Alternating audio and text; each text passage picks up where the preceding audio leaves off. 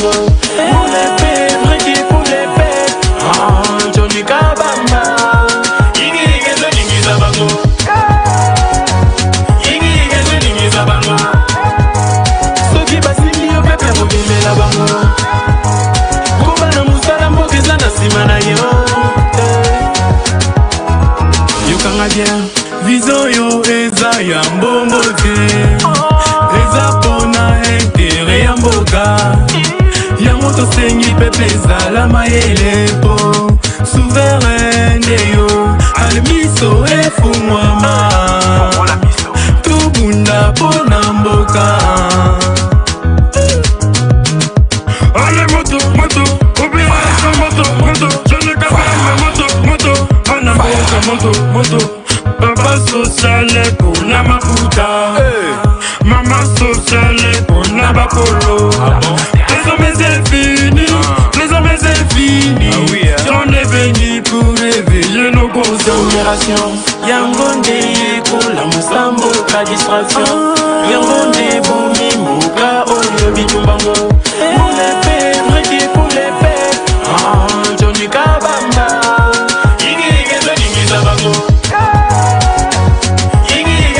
za bango.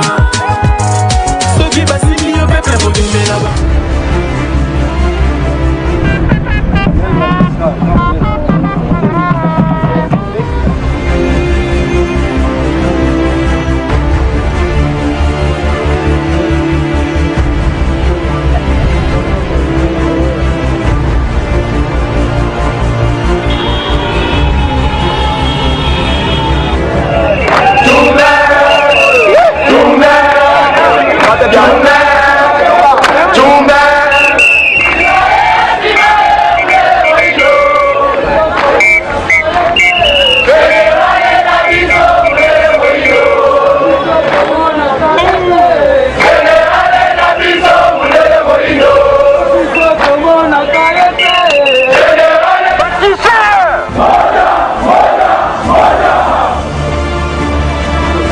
Lorsque nous prenons parole maintenant, c'est pour vous consacrer qu'à partir d'aujourd'hui, à l'instant même, vous devenez de manière tout à fait officielle les vrais bâtisseurs de la République. Et étant devenu bâtisseurs de la République, vous n'appartenez pas à votre province. Vous appartenez à toutes les provinces de la République. Mon général, voici les jeunes bâtisseurs que la province du Kasaï central met à votre disposition.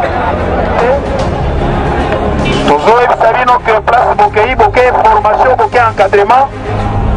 Après formation et encadrement, mon Koziamboka a décidé de service national. Comme un bâtisseur, comme un agent à service national, vous allez engager, vous allez avoir votre traitement, votre salaire en service national. Comment après formation, bâtisseur de la nation, vous allez servir la nation, peu importe les lieux. Nous vous avons vu à côté.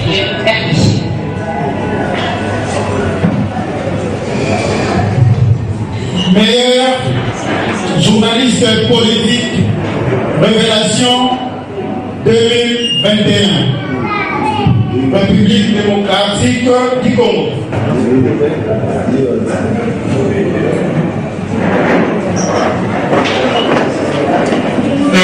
Mon amboka, John Kabamba.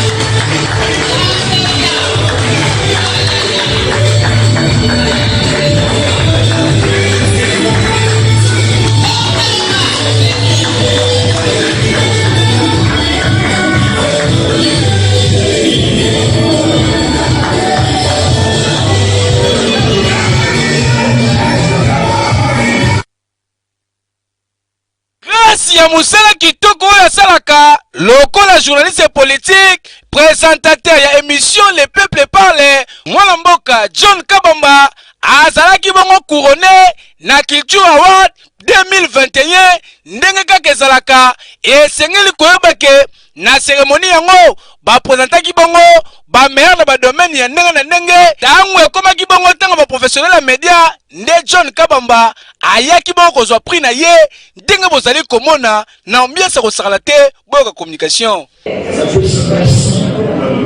Na mama na mama mwena ana yeye asambela kapula ngai na posi merci na bandeko nyonso ya canal de télévision obanda na voici l'homme AG Jean-Pierre CC équipe nyonso mobimba mekasi oyo nyonso ezali bafruye ba conseil ya le général major Kasongo Kabwik pena bakulutu ya ndenge na ndenge nde lelo John Kabamba azali compté parmi ba meilleurs journalistes ya RDC pe misala na ye emonani pe ezali reconnu na monde entier bonde zalaka keyo oui grâce ya musala kitoko oyo asalaka lokola journaliste politique présentateur ya émission Le Peuple Parle mwana mboka John Kabamba azalaki bongo couronné na Culture Award 2021 ndenge kaka ezalaka esengeli koyeba ke na cérémonie yango bapresentaki bongo bameilleur na badomaine ya ndenge na ndenge ntango ekomaki bongo ntango baprofessionnel ya media nde John Kabamba ayaki bongo kozwa prix na ye ndenge bozali komona na ambiance kosakala te boyoka communication. Na mama mwena ana yeye asambela kapula ngai na posi merci na bandeko nyonso ya canal de télévision obanda na voici l'homme AG Jean-Pierre CC équipe nyonso mobimba mekasi oyo nyonso ezali bafruye ba conseil ya le général major Kasongo Kabwik pena bakulutu ya ndenge na ndenge nde lelo John Kabamba azali compté parmi ba meilleurs journalistes ya RDC pe misala na ye emonani pe ezali reconnu na monde entier bonde zalaka keyo oui grâce ya musala kitoko oyo asalaka lokola journaliste politique présentateur ya émission Le Peuple Parle mwana mboka John Kabamba azalaki bongo couronné na Culture Award 2021 ndenge kaka ezalaka esengeli koyeba ke na cérémonie yango bapresentaki bongo bameilleur na badomaine ya ndenge na ndenge ntango ekomaki bongo ntango baprofessionnel ya media nde John Kabamba ayaki bongo kozwa prix na ye ndenge bozali komona na ambiance kosakala te boyoka communication. Na mama mwena ana yeye asambela kapula ngai na posi merci na bandeko nyonso ya canal de télévision obanda na voici l'homme AG Jean-Pierre CC équipe nyonso mobimba mekasi oyo nyonso ezali bafruye ba conseil ya le général major Kasongo Kabwik pena bakulutu ya ndenge na ndenge nde lelo John Kabamba azali compté parmi ba meilleurs journalistes ya RDC pe misala na ye emonani pe ezali reconnu na monde entier bonde zalaka keyo oui grâce ya musala kitoko oyo asalaka. Très bien. Bokolo elamo na bino balandi ya une très grande émission na dimension ya continent d'Asie, émission na ngai, émission na yo, émission ya population congolaise en général. Je crois que vous avez belé ba message na WhatsApp, ba message za kokota moi belé. Merci pour la confiance encore une fois. Ebele Batuni, oui. John Kabamba zalaka professionnalité, mabimi meilleur journaliste politique. Et l'ongo na ba OP basalaka ba émission na français, même en anglais, na portugais, ngande na bimi, liboso na bango, ezali ya rotuta tolote, mais du moins tolaxi quand même efficacité na kati ya terrain, même ba o ba koni goyamba ba kondi mboka lelo nde mosala biso to salaka biso nde tolaxi qui force à l'époque oyo bandeko na biso belé bazali na opposition to yamba ya babango, mais lelo tolobi to revaloriser ce qu'on des peuples, tolobela des peuples kasi ba individualité. Bandeko la ngai ba sujet d'actualité ya mokolo ya lelo, c'est vrai na pasi na kati ya motema place nyonso ozali sambela pona Yves Buya azana makala bamemie na makala sambela pona Yves Buya ata motema mabe ezalaka moninga koti makala na ba condition ya bien te bande kona ngato sambela pona Yves Buya place nyoso za sambela pona Yves Buya je suis de peur na yo de kolanga Yves Buya ozala place à Pasi Tokozala wana toko soutenir yo tino kobima. Très bien, je pense que non. Naza de peur na Yves Buya, ça c'est très bien. Actualité politique, Tokobeta Lisolo ya FARDC. FARDC la kisi efficacité na ye sur terrain. Je crois qu'encore une fois, diaspora va soutenir FARDC, Congolais en général va soutenir FARDC. Encore une fois, qu'est-ce qu'il faut faire pour que notre armée soit forte, les APCG, parce que la paix c'est l'élément de base du développement. Sans la paix, il n'y a pas de développement. Toki masa seza kobeta oroli à terre, ok, mosala terre, liboso balukagana nous kimia, le reste après. Je crois que tokobeta lisolo wana mokolo yalelo moyibi elo weza kobomba Congo eza moyibi mécanisme nini oyo baza ko sala lelo yo pour la combattre moyibi mécanisme nini actualité de place aux alliés recharger ba crédit na yo yeba ke futaka pe ba impôt o futaka ba taxe ato yeba te ko futaka ngo me o futaka ngo na elambo osombaka o futaka ngo peut-être éclairage public o yeba te me ba futisaka yo na facture ya SNEL place nyoso za recharger déjà crédit na yo loba lelo toza kobeta lisolo comment combattre moyibi na kati ya Congo onga na za ministre poza kasaye oza obenga nga John Kabamba défendre ngai na ko défendre moyibi te ngai atoza moluba na ko défendre na boyi yango lelo toza ko beta lisolo comment combattre les voleurs en cravate miyibi parce que to combattre ba kuluna bomoni ba kesala misala ba kesala misala na service national lelo toza ko beta lisolo ya miyibi en cravate ala type costume il a bien cravate a bien na manette maza moyibi très bien. Les appenza li solo tokobeta mokolo lelo omoni ba masolo ya bongo babeta ngona bato pamba te là je vous dis bato pamba te parce que li solo moyibi faut luka moto za crédible za kobeta li solo moyibi ma moto bengi c'est un grand voleur ce ko yebisanga a repesa makanisi nini place aux azala branché parce que la katia plateau dans na invité surprise de la katia plateau papa benga mama benga pendeko loba que John Kabamba za na invité surprise na katia émission ya mokolo lelo méthode découvrir nanu invité yango à travers élément au Nazar au Senga après toujours on va continuer émission le peuple parle ya mokolo lelo image régie toké.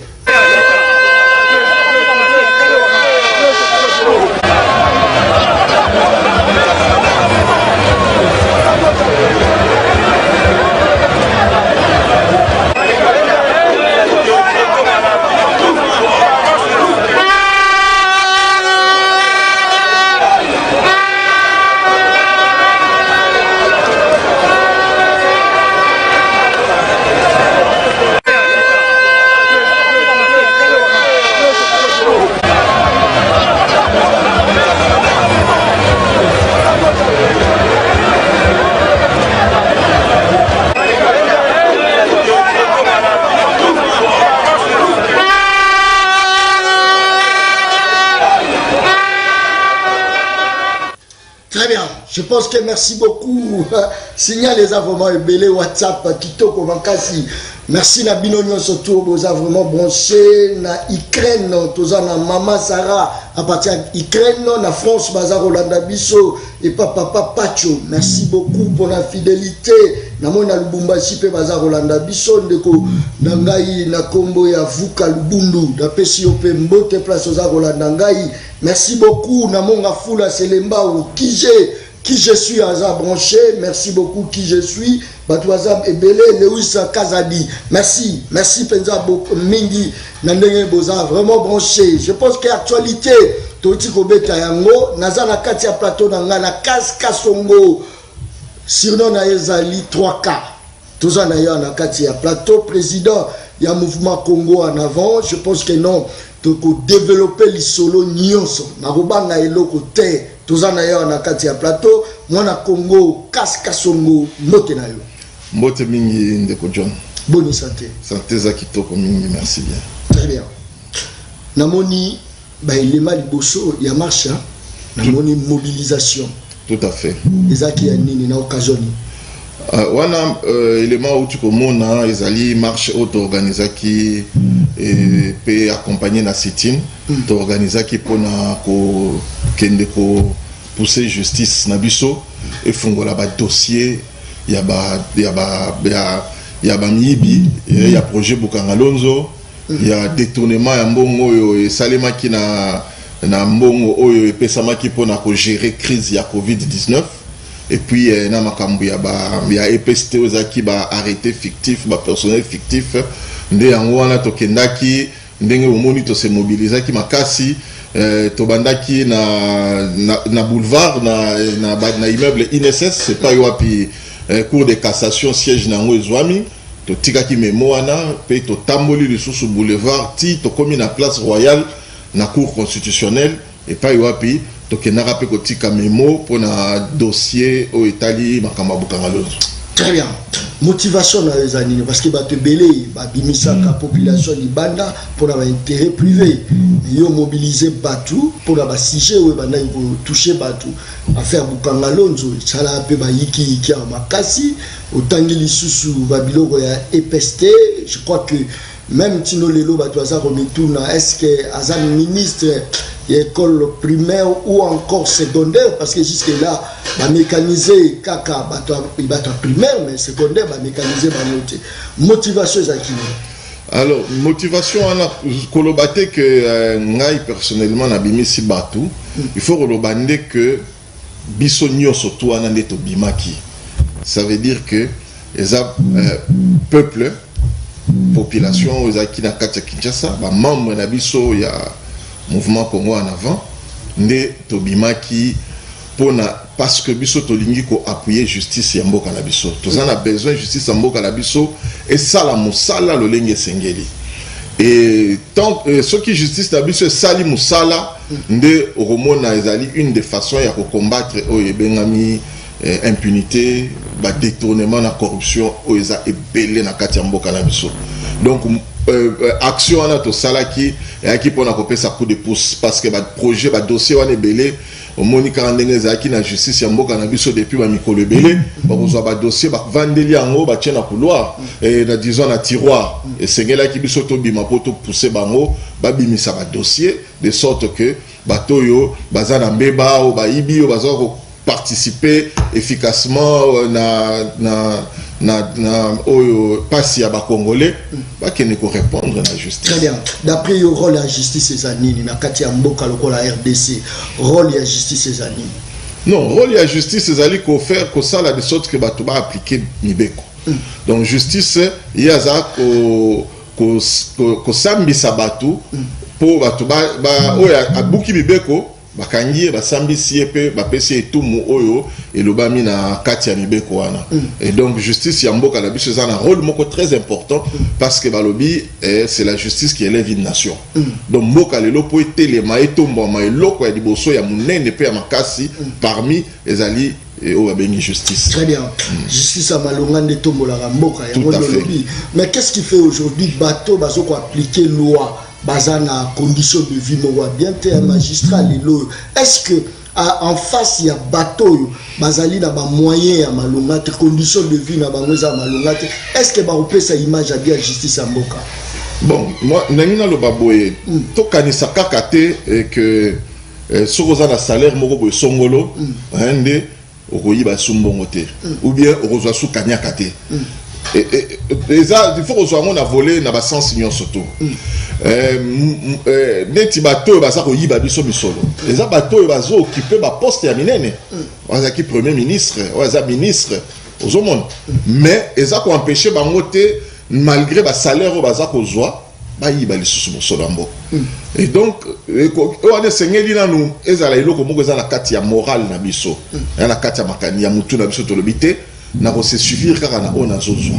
Mais qu'à cela ne tienne et sengeli effectivement neti ba magistrat ba juge na biso ba za la paix bateau ba ko zala na situation moko précaire te parce que situation tellement précaire ce qui est l'équipe au comme on a par exemple il faut au catalikambo mais moi au tali moi dans un hôpital qui c'est bon exact au sombelaé au commis facilement tenter au commis ce va tenter au commis facilement aux à la réceptif de la tentation pour OK de résoudre le problème il y a mikemike au et donc c'est effectivement aussi l'olenge toujours aussi que justice et travail malamu justice est vraiment équitable et c'est gouvernement a doté justice ya mboka na biso surtout ba magistrat ba obazana nini obaza ko rendre ba jugement bazala quand même na niveau de vie moko acceptable en termes ya ba rémunération na bango. Mais c'est là il y a des équilibres entre moni ministre azofuta mibele moni député azofuta mibele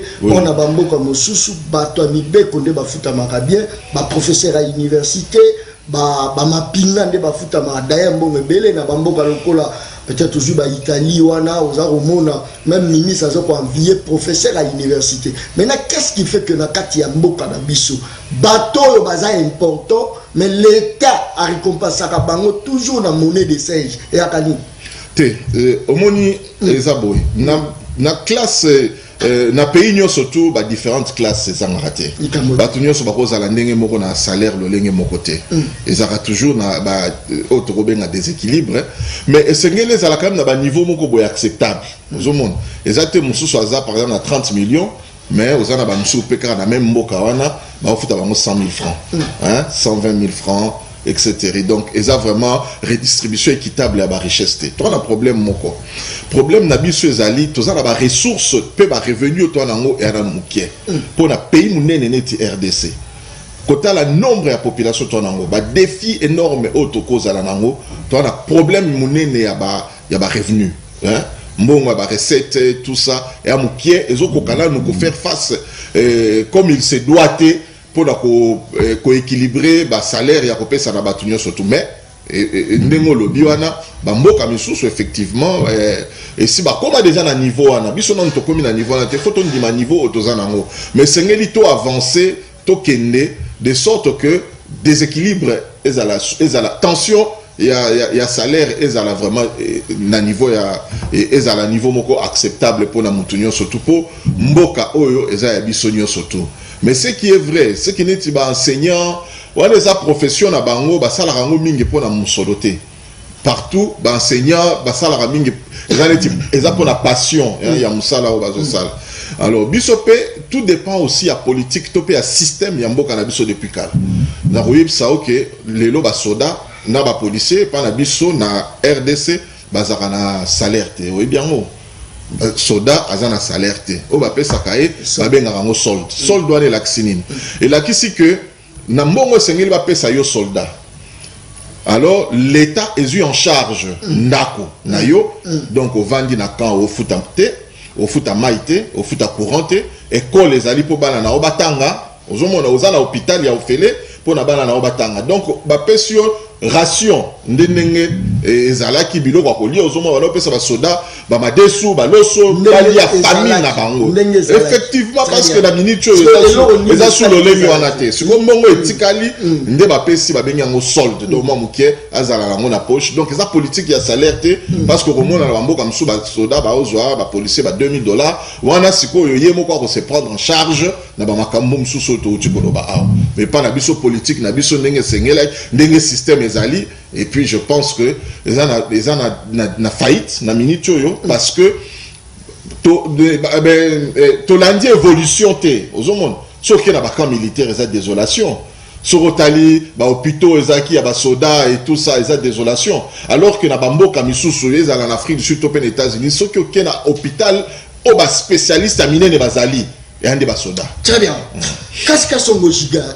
Kaskasongo. Voilà, c'est pas Gigal. Kaskasongo. Voilà. Très bien, ça c'est très bien. Va comme Kokanaka. Kaskasongo la Lukakayo, moi, mingi. Vous avez joué un rôle très important.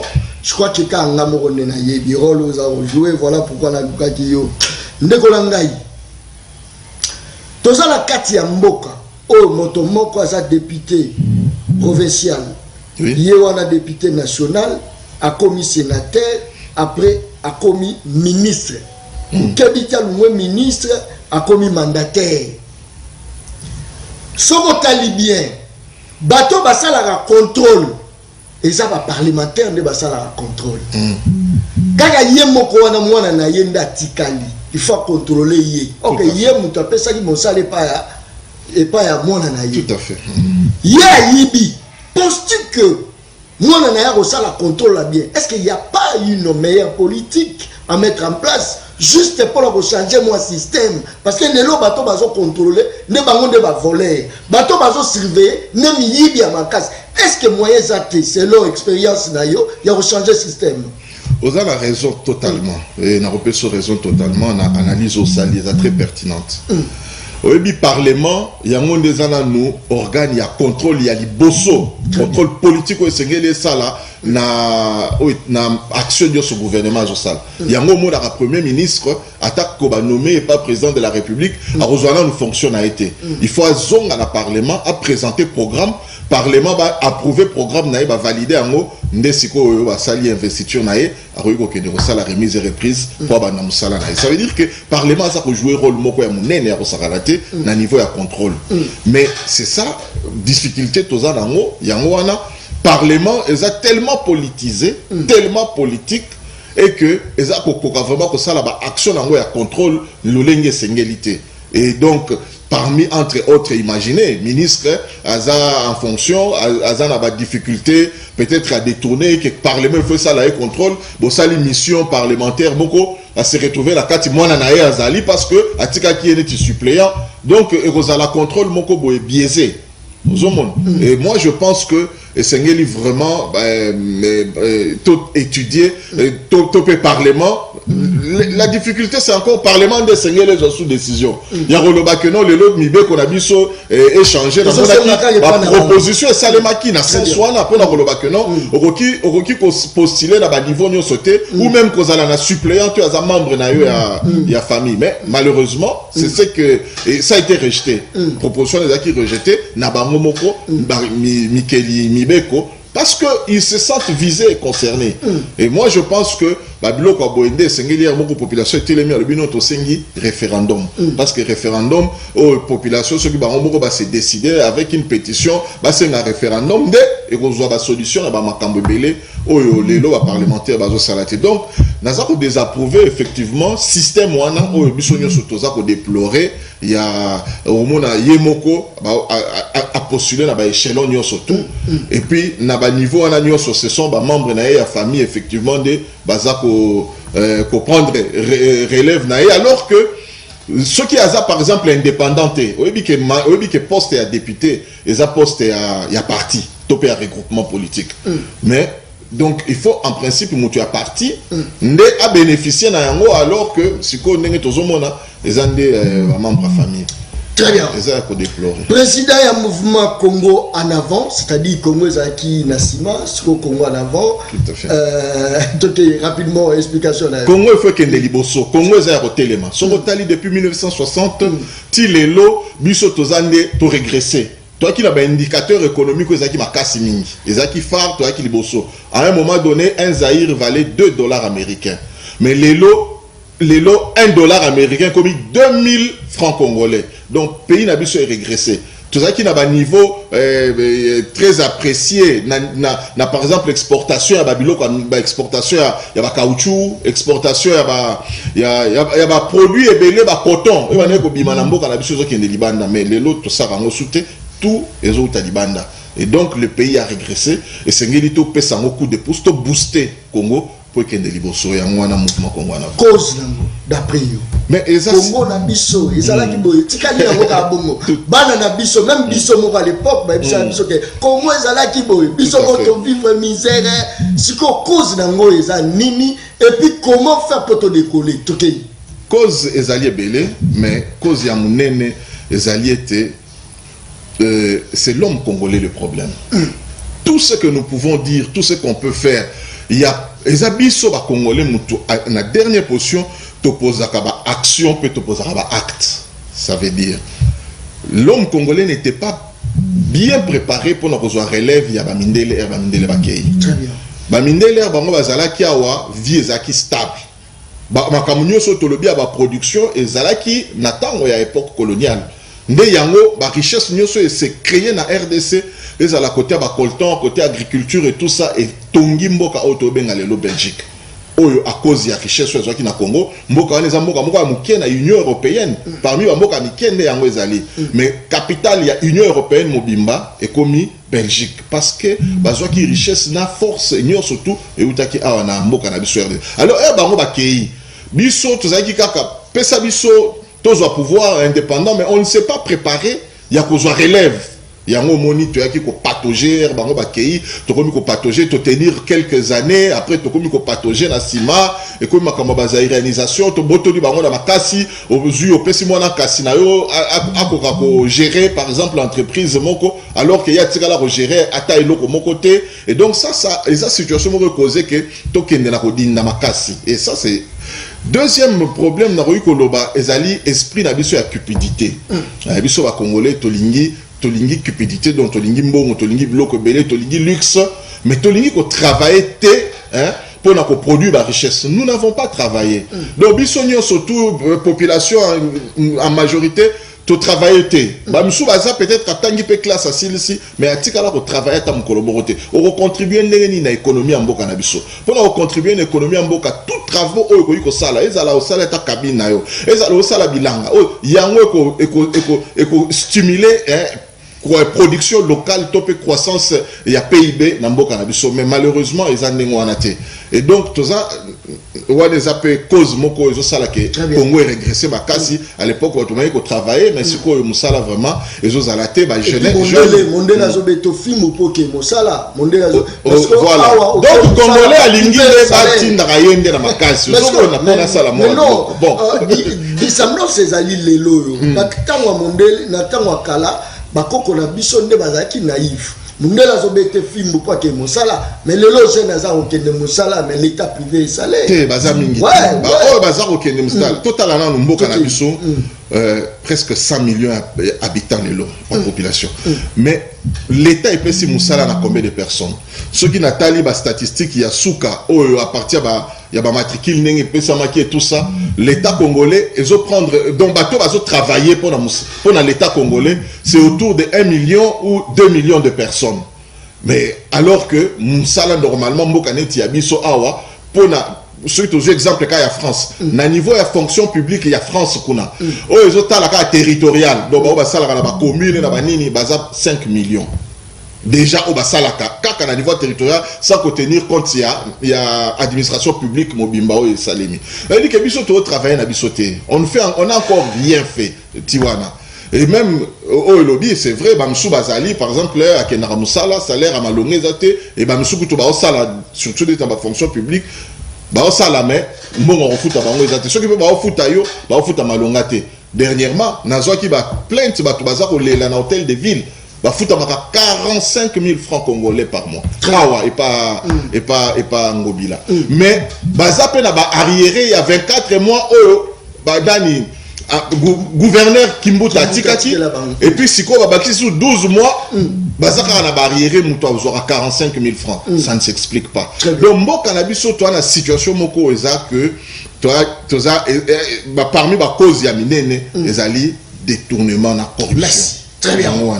Merci beaucoup, Kaska Songo. Je crois que Balobi Yozaka Songi Makasi. Izara Soko Yoki Kaka Son et Logo Moko Moyibi pour sensibiliser la population. Bariske la Simalango Zagate. C'est un gars qui bimisa l'entreprise DG biso moko to sibisa kango et bon yo muto sensibiliser batu baboza songi yo ndaza ko tumbola kutuna lingeti po ko takaba dossier mususu malobonga munana. Bon, effectivement, ils ont risque au toponi. Moni na bitumba na sobo ke na bitumba, soko s'engager na bitumba moko, donc ils adviennent que pourra. Ozonga suna simate, o kendeka liboso. Et ceux qui oyebi surtout place nini ozako luka okoma. Objectif nini olingi okoma po ceux qui ont objectif ezali po na bolamu ya batebele. Okoyi ko ndima yo otelema liboso parce que balobara po na ko Kobongisa moka, vous n'avez pas besoin en masse à bâtonner surtout au bas prise de conscience malamoroté mais même un petit groupe ce vous déjà besoin conscience que vous avez hôtel les mélango vous kende liboso pour boyebi que ceux qui vont atteindre objectif bo luka population mobimane ba resepel yango wana ozomona eza ba motivation o eza kopesa biso ata air moko komona ba msuba bengi biso ba intimider biso ba msuba tindeli biso ba convocation okende ko sambe pa wapi et tout ça to lukara toujours tozala mingi na kati ya vérité pour lelo ata soki muto ko attaquer au diffamation ni unité tala ba vérité au toza koloba to se baser par exemple sur rapport ya boy sur eloko ya boy au toza la rapport eza bien établi rapport au toza représenter bango rapport soit il y a justice soit il y a IGF ou bien il y a ba Senaref et tout ça et donc yango wana risque za ngaraté mais ça engagement aussi aujourd'hui pour la bolam la population tant que muto sali combat biso to salate et le ko bongezate donc il faut commencer pour na toyeba que to komisango tina suka bénéfice kozala pour la population mobile. Très bien. Bénéfice pour la population, c'est vrai, comme très populaire par rapport à l'engagement wana. Maintenant dis-moi, qu'est-ce qui se cache derrière ça? Oui, au bimisi population, au sali sensibilisation, bah interpeller 2G, bah sali bobasa, oui, ils ont rendu populaire nasima. Sur nasima nango parce que biso to mona bateau pe basala bo nasima nango siko. Te bateau basala combat biso tozo sala vraiment bazate. O eza penza spécificité to particularité oyo créneau MCA a joui pour na ko lutter parce que to vandi totali. Tolobi toza na besoin pour atteindre bien-être la population congolaise. Bien-être la population sénégalais congolais avant d'ananda pour un logement bien, transport est à la facile, hôpital est à l'accessible na batunyo so soins de santé à malamu, nyo surtout ana musala ezwa malamu banzele tongama eza pour atteindre bien-être social ya congolais pe alia malamu. Pour to atteindre yango eza na obstacle ya munene eza ko telemela mboka. Corruption, détournement na impunité. Yango tolobité tokoki koloba koto na gauche toke na droite mais il faut qu'on attaquer cause principale pour ceux qui vont attaquer cause principale les années levier ou ceux qui vont bêter yango lelo et matisi malamoko makamu ebele yango tozo vivre lelo ceux qui combat wana ndenge bandaki ba budget na mboka na bisoaki 3 milliards et demi. Les autres année passée, budget comme 7 milliards. Les autres ont espéré budget comme 10 milliards. Donc, quelque part, combat nous surtout, tout ça porté, et ça comme même, ils ont même un résultat. Et bien-être à peuple congolais, Rosala, na moment où mon et mati, et Seigneur Libata, la seconde année, on m'a tapé salaire, il y a des fonctionnaires, sous Sotolobia, Fouta Maraté, Kenara. Bazala intégré na fichier à paye c'est parce que mbongo komi tant que mbongo za quitté atato sali lo lenge nyata bo crier ndenge nini ba mbongo wana ezoke na ba poche ya bato ala nde bazako ki ko s'enrichir individuellement jamais redistribution ko sale malolenge et ko sale masiko à travers ba projet ko sale. Très bien. Merci beaucoup. Je crois que Glody ozo bobongisela nga élément ya ba mama ya Wenze wana sikoyo orocha oto kalete zoa ya nga parti ya bandeli orotula nga ya. Je pense que non, ma message est au côté belé. Merci beaucoup parce que la Katiamboka la biso to vivara basen muta détourné 2 millions de dollars. Azaro benga yo pe John Kabamba na koleka la plateau pour totelemela la moyibi. Mais ye moko moyibi. Yango moni na loba na kosala lisusu. Ben mission na yibite nga John Kabamba moyibite moyibi akoiko boma mboka moyibi volé. Très bien. Basi ya basoda basi ba mama vevo ba kufela mibali na bango basoda baza kolela balobi bazoka 30,000 francs balobi bako vivre neni na bana na bango baza kolela nani akolobelela bango misusu pe basoda balobi baza kotinda bango so batindie na banque akende ko retira tindie koto batindie okende koto jour à paye balobi ke no mbongo déjà komi akoma kuna boy mongo ezate boka bafanti na kati ya mboka na biso. Voilà pourquoi lelo toza la casque songo place nyonso zali chakeli na yo na kopesa mot d'ordre pour ben en direct mais avant yango toza kokende na Wenze au vivre pe quand même Wenze okota rappel Wenze mo na population to yo kota ba full market tenga na kati ya population c'est-à-dire dispensaire Wenze na sala kama surtout na kati ya population ngai dispensaire okota si na la kati ya population la que na kota partout dispensaire place wala nyo surtout eza ngai. Très bien. Le kota la bango analyse ni déjà salata on kota Wenze da population. Alors au mona que mingi moni eza ba maman au mona volonté oba mama bazanango pona ko luka lipa pona bana na bango. Et donc ce côté ozomona mutu na mutu za concentré na musala na ye malgré makelele kotoyo mais baza ko benda yo yaka somelanga ya wa somelo ko boy ozomona que eza quand même ko eza ko encourager au lieu mutu avanda na ba mama ba vanda na ndaku bazo bima pe omona ba kepe ba luki biloko kolia na poko ba ye ba pesi bana pona bana ba soit ba ke des classes bana balia eza vraiment eloko moko ya ko encourager dernièrement comme la inga ba administrateur ba wenze ba zo ba yiki gebele dernièrement maintenant mesure nini il faut que tu pour la administrateur on a za gérer wenze ba biloko ebele ba détournement za ko sala ma mémoire bo chapeka ezate ndekolanga omoni normalement ba mbongo o ba mama ba pesaka va contribuer à kana wenze ça pour nous maintenir salubrité à wenze et puis pour nous maintenir wenze mobimba ils à la salubre ils à la propre et puis ko garder sécurité ba étalage na ba étalage ya malamu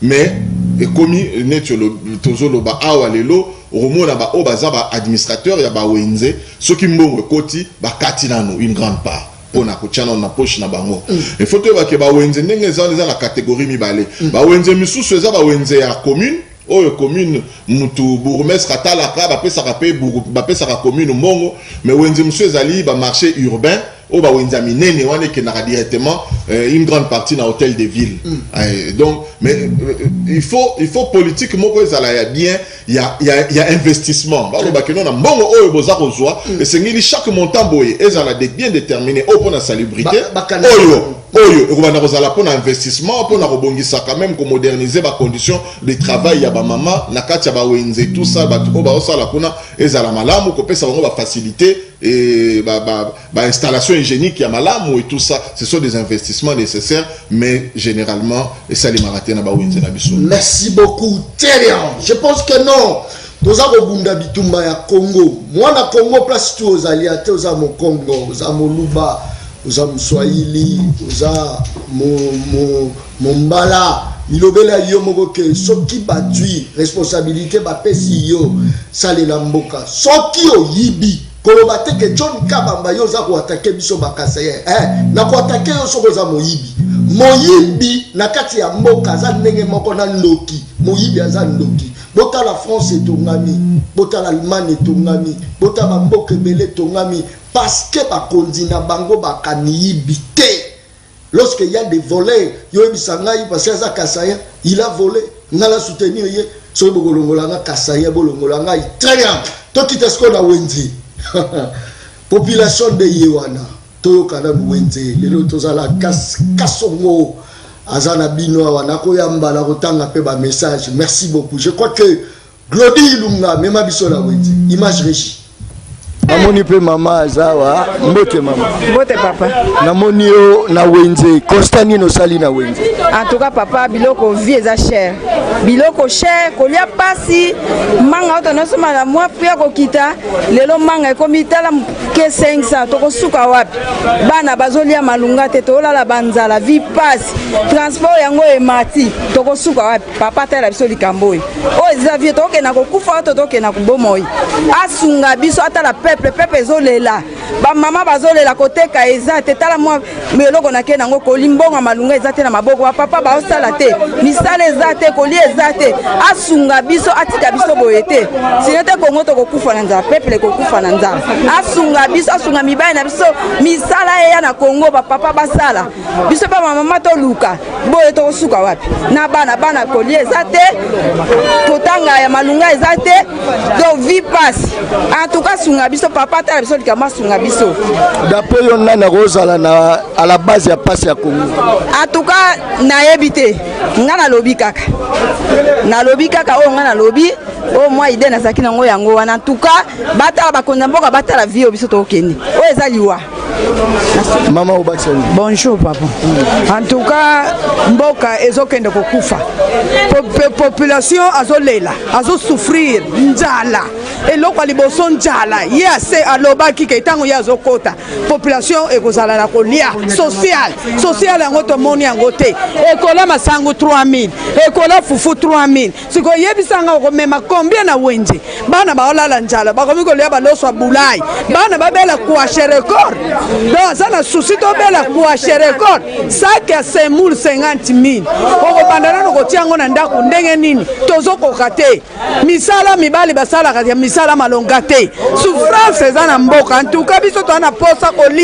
kolia nano alobaki azokipe yango te ndenge nini biso tokozala na susi ya kokumisa ye kolia ntuka ye mokonzi atala likambo oyo kolia social tokolela social makemba 5,000 francs mupiku yebisanga yo kolia likemba na vi oza nango mbongo oza nango kokosomba mupiku ya makemba 5,000 okokoma na misuni combien soso 12,000 8,000 10,000 mbo wenje okosala combien omemi na wenje mwa 3,000 4,000 wenje ezokoka te osombika eloko moko esili antuka papa atalela biso likambo tozokoka te na badepute basoki bakomi na mituka na bango babongi biso eloko moko eza baya te na bakartier baya te soki baya na quartier tokobenga na bango bamivote bango moko biso lisusu te tokobano chasse bango otolobi yango wana. Merci beaucoup. Je crois que lelo tozali na wenze ya ipen tosololi na population. Je crois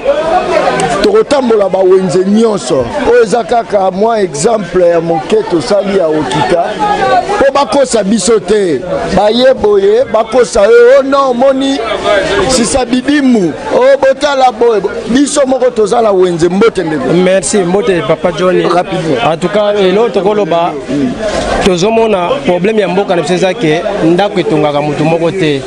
Président c'est normal azana vision oyo ezosala ke soki baope azana bango pembeni basimbiye basungiye makambo pe ekobongwana mais tozotala ozontura président presque bato baza pembeni na ye président en tout cas soutien malunga basala pona ye ezate bato tozosouffrir lelo loko eloko loka masangu oyo tosala biso moko na kata mboka masangu ezomata jour au jour. Très bien.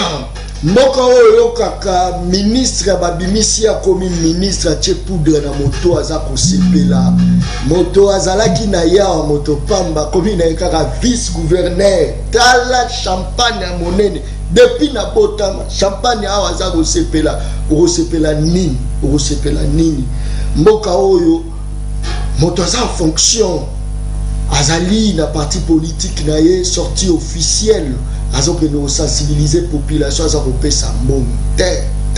D'ailleurs lorsque vous êtes en fonction yo nos ala nyonso c'est-à-dire gouverner na okaka bien tokolinga yo gouverner gérer kitoko tokolinga yo je pense que non tokomi ngonga o tokofongola téléphone na biso avant kofongola téléphone tokotika mona Congo a répliqué parce que ya uti kotala bato babimisaka bato ba président de la République bangwana ba député pour muto so mandat ya l'état comme lelo ba bengaye agent supérieur du pouvoir exécutif ba bengé ministre bato wana nde batombola mais bato wana baza kolela kasi bato baza kolela mama za kolela alobi amona lisusu député te amona te bakosaki bango kasi malobonga munayo. En tout cas, na lundi, la déclaration il y a population pour les apaiser population na katia il y a vécu là-bas au quotidien. Très bien. Et là qui c'est que Mboka effectivement m'taroui ko wanga nango te Mboka za pasi. Kolia eza pasi biloko comme alobi eza ko matatalo etc. Ba na raison. Mboka na biso eza na système moko oyo ennemi biso et sali en sorte que tozala toujours na difficulté oyo tozali ko décrier les lots ezali à partir depuis ba année eza makambo lelo na lobité ezali système ya mboka oyo lelo tozali tourner vers libanda soki tolingi tozwa loso et ya quantité belé utaka libanda ezala cure-dent et uta libanda et loko na biso nyo farine de froment kolobate ba mafuta biso to manaki ko produire mafuta mbila to tinda libanda mais lelo mafuta mbile comme uta libanda et yé même na biso et donc ça veut dire que ezali système owanande sengela ki président de la République Rakoti a pour changer tendance. Moi j'aurais vraiment voulu que na projet na ya 100 jours et alinga ki appelle ça ton et sengela ki ezalande na domaine agriculture.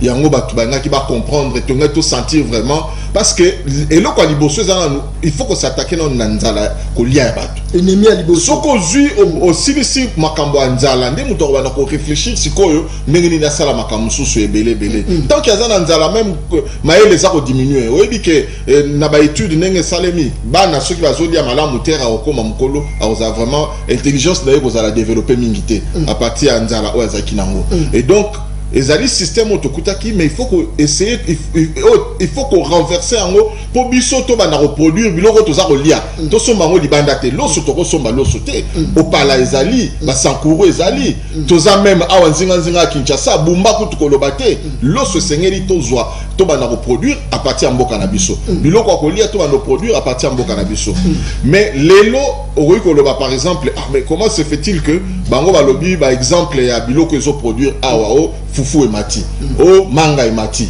mais lolenge ni okoki justifier yango je crois que bazana a raison malgré ba biloko o toza ko produire awa eza la quantité moko insuffisante et ce qui s'est fait est que puisque ba produit manufacturier eza importé et comme italo ce qui par exemple mama lelo azoteka manga eza pas so mama futa mais ceux qui a teki manga et pas soma mafuta mais mbongo bane ko teki la manga soka zoko kasuko soma mafuta te po mafuta mati yepe manga na esengeli ya mati sapona ko kende na même niveau o ko permettre ye asombela nango mafuta voilà comment impact ya o ezali ya ba importation ezali ko zala na impact makasi sur accroissement ya prix ya ba denrée o toza ko salango awa localement oyebi lelo na bitumbo esalemi na Ukraine kuna na Russie na Ukraine eza bitumba moko e bousculer vraiment monde entier surtout en matière ya biloko kolia bato nyonso ya ba européen ba américain na ba pays misu bana ko somba na Russie biloko na bango bazo somba pe na Ukraine lelo bango nyonso tout comme embargo comme na Russie ba bato ezo bimate ba pekisi bango ba sali embargo ba somba su biloko kuna te tous bakomi kotala siko vers ba pays obiso ba congolais na ba pays africains misu to banaka kosomba biloko na Asie biloko na ba Brésil na ba Argentine bango nyonso wana puisque moyen bazwa susu ba s'approvisionner na Russie ezate bakomi ko s'approvisionner ba place obiso pe to banaka ko s'approvisionner yango wana esali déséquilibre pour qu'on a demande comme si ko ebele so to banaka ko produire car quantité moko suffisante pour na ba africain na biso RDC na ba quota lelo siko bakomi na ba demande ya ba pays neti ba États-Unis ba France ba pays wana nyonso surtout et donc oyebi ke na kati ya monde économique eza pe guerre économique ceux qui bango ba telemi wana to mona kera Covid awa ba chinois ba produire ba gants comme na France ba CIA ya États-Unis ba négocier avion na tarmac pour bango bazwa ba masque ezaki ba masque bazwa ba masque ba ke dans les États-Unis ba pesi mbongo belé donc nous sommes en train de subir parce que biso toza na ressources mon côté toi na eloko mon côté toza ko produire et pourtant ma belé toza na ngo nde lelo RDC comme riche comme pays moko envié na batu nyonso wana nde bazoya ko sala ba négociation totekela bango masangu totekela bango loso toteka mafuta et tout ça ce qui to banaye ko produire et ça trop tard et sengeli vraiment bisonyo surtout collectivement tozongela musala ya mabele très bien dikambo ezali terre de ces amboka bazoko envier ezali roi papa na bino azakala mbongo ebele normalement soko kepa ba voisin il faut babanga yo siko biso mboka la biso bazoko envier biso bango bazoko ya koyiba mais so tokela mboka na bango bazozwa biso batote tozalo kwa banyama la Congo Brazza va benga na biso Angola va chasser biso Afrique du Sud va chasser biso partout aux akokende ni les akosala congolais aza sous la valeur te nini aux ministres mandataires tous akoyeba yo que aux ano kaka ministre parce que mbongo na biso ya ba contribuable congolais de ba futaka yo bazo futelo courant mai bazo kozwa soin na yo nyonso kasi yo na kati na yo ki congolais ate soko lingo bela ba tindio na end ki congolais ate olingo lia biloko soko buta libanda moto alambela kayo as étranger nyonso ya yo za ba étranger mais salaire kaka ya ba congolais très bien to hôtel veneno ko wana to kasiko appel ya population je pense que non population c'est quoi ngaloba tout le monde tuna na yo pesa likanisi na yo parce que Congo alobi eza ya biso eza bana ba ministre to bazotanga na poto biso ba bomi éducation terre eza ya biso moko très bien to ka population allons de ko ben biso ko monana allô na bengi naza ko ka bien te retour eza mabe makasi je crois que bazo ka bien te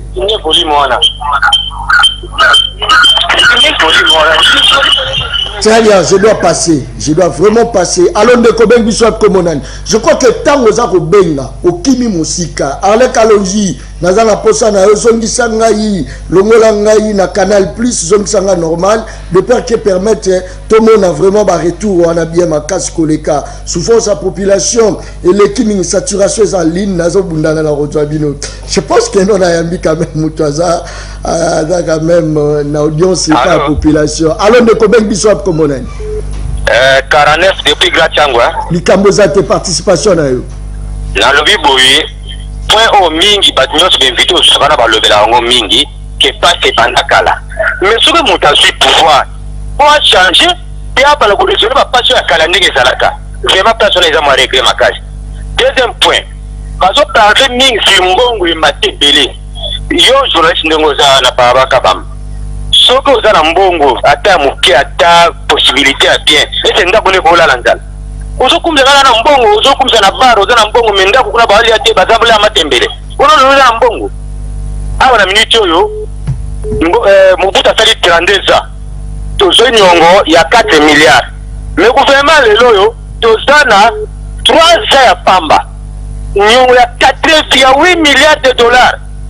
Nyongo na taba wakei biso tokofuta yango. Siko tozo souffrir, tozo ngasima, te toke liboso. Merci beaucoup. Allons de Koben Bishop Komodani. Allô? Allô? Allô de Kotima Mosika télévision d'ailleurs. Allô?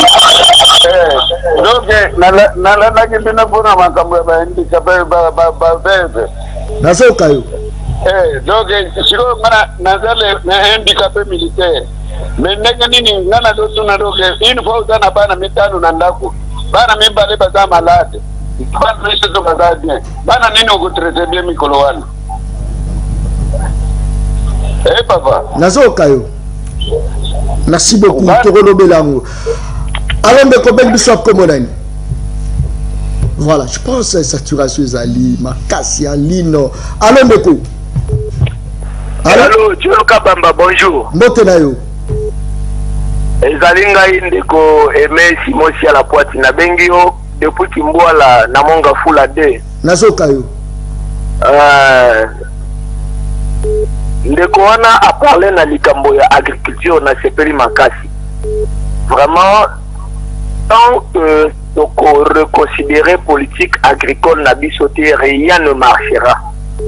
Rien sauf rien. Parce que soda pour qu'il de bitumba, il faut alia. Ministre pour qu'il de conseil des ministres, il faut alia. D'ailleurs, je veux plus loin. Tout ce qui a sauvé là, le premier médicament lorsqu'on est malade, c'est la nourriture. On a cause de traitement de ce qui n'en a lié. Est-ce que moi, on a qu'il les classes dans un vraiment? On fait ça d'abord qu'il ne gotangi ça dans là. Yo ndongo fandi wana soki ya kite okoza na makasi ya boya sala émission wana. Les gens doivent savoir que la base de tout c'est d'abord l'agriculture. D'ailleurs, bamboko yoto voyageaka. Merci. Allons de Koben Bishop Komodani. Voilà, je pense que merci beaucoup. Allons de Koben Bishop Komodani. Ah, bonjour, na bino na niveau de ma campagne, comment yango Olivier? Très bien, participation na yo. Participation na ngezali par rapport ya ba ndenge bazo traiter ba soda na biso. Donc ba soda na biso ba traiter bango vraiment ndenge il faut te. Donc ba pays nyonso oza na makasi ba pays kanon soda malamu. De l'autre c'était Rwanda et autres biso pandi du colo et par rapport à l'armée la biso même l'Ouganda de Wiki notre armée est négligée. Na peso témoignage ya ngai vivant naza awa na auto confirme nogo quelques minutes jours de ce sali et moi le bimbe ya lieutenant na morgue. Donc pour la base initiale de douane il fallait tout ça la démarche na niveau état major. Donc on état major vas biso un mois mais on va zo sa biso na ka document ya autorisation au kundaye et d'agir biso to somba teni 35 000 francs ni 10 francs ya l'état to kundi soda biso moko fa. Donc, et comme il n'a pas signé Mawa, comme il soda qu'on koufa, gouvernement zo qui paye ici. Donc et ça lui se passe de regretter mais pourquoi côté qui soda. Merci. Alors mais combien de soit comme on a? Oui, bonsoir monsieur le journaliste. Moto na qui m'a musique à télévision s'il vous plaît. Oui, on va bien qui m'a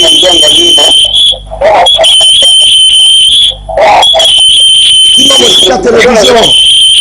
Oui, contribution anglaise à Libo. Nazo kayo bienté. Allô? Voilà, je pense que tant boza ko benga au kimi musique à télévision là yo et puis toi tu que la raie peut temps à répondre parce que m'appelle les ébélés, ba message les ébélés na rotanga ba message calamité. Je crois que moi na Congo. Toujours que me malé mais parce qu'il faut répondre à bitu na biso Glody Ilunga. Sodade, pesanga na nini ya sodade. Lelo soko talibie ba policier na biso baza négligé. Bato bake kobunda bitumba babengi bango ba blessé de guerre bakomi bisenga senga l'état est capable de rejoindre prise en charge ya ba blessé de guerre et bon ceux qui blessé de guerre ba so rejoindre soin na yete et bon botini ya population ya ba policier baza ko benga wana sakande et loko wana za makasi botal condition de vie par année na bamboko eza organisé par année faut pas douter ba policier ba botine ba teni ya malonga il y a bien ma casse koleka très bien qu'est-ce que je pense que vous tu la réaction de la population oui toquez rapidement en tout cas merci namoni vraiment inquiétude des alliés et abandé qu'on a biso bazolanda biso par rapport ya makamutoza koloba pe émission lolenge za ko se dérouler na noté que ndeko moko aza koloba lokola pe bandeko ebele balobaka mais bozo loba mbongo eza ko matana mboka mais comment se fait-il que biso nzalezo ko continuer toza ko mona eloko moko te baza na raison il faut surtout comprendre que mbongo bako kabolela biso yango te que puisque mbongo mati après bakomi ko kabolela mutu na mutu azwa 1 franc 2 francs et tout ça l'état congolais to pe gouvernement ya mboka ce qui a bakisi amatisi mbongo a retient ba structure en place pour permettre les lots biso population to ko bénéficier na ngor pesa biso mbongo directement boité surtout na ba niveau ya ba mbongo tozana ngo ezana na niveau ya kolobate que à partir les lots to komo futa ba chômeur to komo sala il y a pas ce moyen tozana niveau moko boya se makasi na niveau ya mbongo donc les peu o ezali ko matalelo par rapport ya ndenge zalaki ezali pona lelo par exemple gouvernement tia ba projet en œuvre lokola au hasard le projet il y a 145 territoires et sengeli banda mais tout ça ko déplorer peu depuis banda ko loba mané passé ti lelo na nous peut tomoni loko moko ya concret même débuter les amalamuté et ba mongo wana ezande pona ko servir et tonga banzela le lenge toza ko mona na Kinshasa awa banzela neti ba elengesa ba sayo banzelo eza ko tonga maana bipai na bayolo et partout ezande na mongo wana et ko permettre biso sikoyo ba population to bénéficier na kotambola na banzela wana le lenge sengeli ezana na mboka na mongo wana nde esengeli l'état congolais a bon ça par exemple route ya dessert agricole le lenge ndekwana lobi loko moko te to sala ce qui to privilégier agriculture teza priorité des priorités esengeli mongo wana e fungola nzela par exemple pour biloko e bana kokoma na ba centre à consommation facilement et donc ezana nous na ebandeli o toza ko loba lelo mbongo mati ezana nous mukie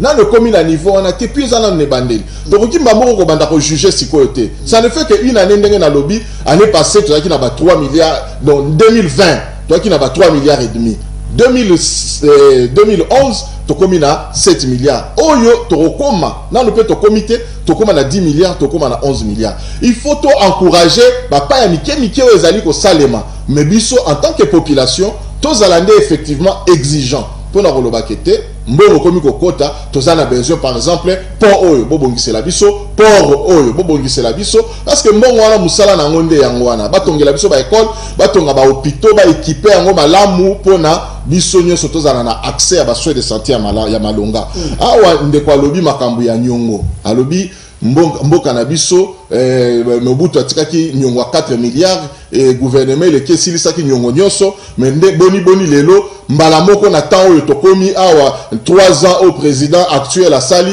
akomi mbamoko azu nyongo 8 milliards te eza lokuta eza lo lenge bazali ko pesa information eza mabe eza bongote information a solo eza boye na départ il y a régime oyo utaki koleka ya mokonzi ya mboka Joseph Kabila na 2018 nyongo etikalaki na RDC zaki ya 5,1 milliards ya nyongo o bango batikaki avant bango bakende. Donc il faut qu'on compter sur base ya 5,1 milliards wana na oto komi nango lelo za 6,9 exactement, presque 7 milliards. Donc gouvernement oya sikoyo ezui mbongo nyongo oyo ezui ezali na valeur ya 2 milliards. Et puis il faut koyeba que mboka nyonso eza na mboka moko te na mukili oyo exacte muto akosa biso te kobanda na États-Unis grande puissance ou bien Chine grande puissance bango nyonso baza na banyongo ya kosakana te oyo bazwa po baza ko continuer kozwa tisikoyo pona ko faire avancer mboka na bango biso soko tali pourcentage par rapport à PIB toza na 15% ya nyongo oyo biso to nango par rapport à PIB na biso mais soko tali ba mboka na tangi aux à la France aux États-Unis baza au-delà à 100%. Ba na ba milliards ebele ya ba nyongo donc mboka nyonso tambolaka na nyongo tokoki ko banga nyongo te mais esengeli nyongo wana soki ezwami mbongo wana sala sikoyo musala mendicité comme mendicité te exemple eleki kutu nyongo comme non tokozongisa yango ozomona ça nous allons le payer eza crédit pour les loyaux aux banque ndima ko pesa yo mbongo esengeli ozala moto moko za crédible. Ça veut dire moi crédibilité muke komi kokota yango ozomona ba sollicitation komi ko ya c'est eza business pour na ba pesa biso nyongo omona kata awa boy mutu aza na mbongo na ye alobi no nga ndenge naza awa soki opesi naza prêt à redefisa yo mais avec un certain pourcentage bango bazoluka bato redefisa nani oyo yebiki ya malonga akozongisela yo mbongo na yo ekokende na maite. Et donc pour eux ce sont des affaires. Et tant que mamoni que non moi avancement mukie ekoki bandi ko mona na mukie na lobby. Donc yango baza ko pesa biso ba nyongo 2 milliards, nyongo 7 milliards dans un pays netu ya biso eza le côté mais nyongo wana imaginer que to lobby no soki tozu nyongo eza poto tonga penza nzela elongwa et contourner Congo mobimba.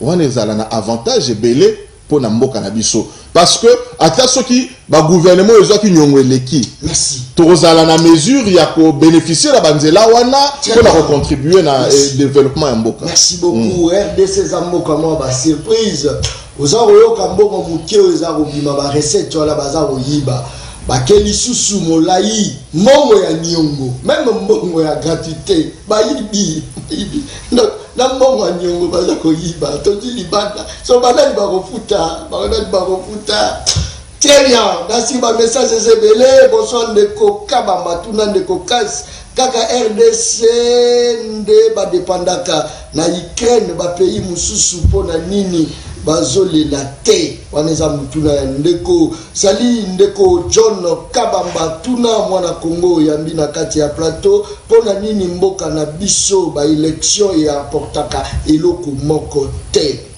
Ndeko John Kabamba soki ba congolais tout ba réfléchissaka ka lokola invité na yo Congo ebonga kala nzambe asunga ye. Voilà, je pense que non, ça c'est très bien. John Kabamba, félicitations, une très belle émission, ba émission boyende bien. Ya makelele na plateau anatolingi lisusu te. Ndeko John Kabamba na kanisa ka lokola émission pour les bien, il faut batanga Fayulu, batangi Félix, batangi na émission ya lelo sa kotanga mutu na elengi mingi. Voilà, merci beaucoup ndeko langai. Sali ndeko John Kabamba toza kolanda yo awa na Goma. Félicitations na ba FARDC na biso est-ce que bokolobele yango te.